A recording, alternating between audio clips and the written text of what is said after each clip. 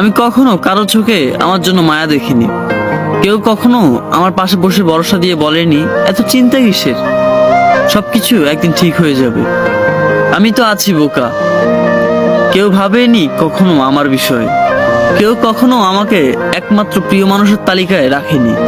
কোনোদিন কারো সুসংবাদ বা দুঃসংবাদে কেউ আমাকে প্রথমে জানায়নি। গানের লাইনে ভুল করে আমার নামটা গেয়ে ওঠেনি।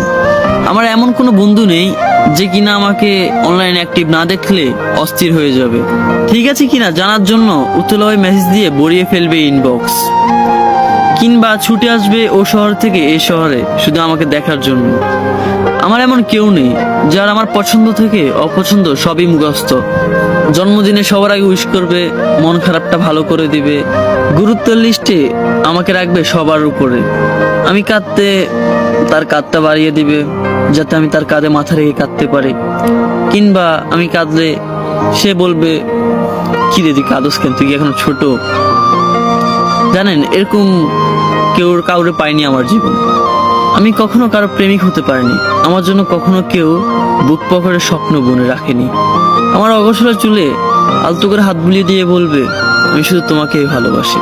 ভুল বানানের চিঠি লিখে কেউ আমার বইয়ের বাজে রাখেনি কখনো।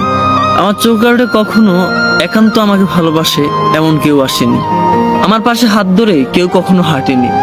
আমার পাশে রিকশায় বসে এই গোটা শহরটা কেউ কখনোই ঘুরেনি।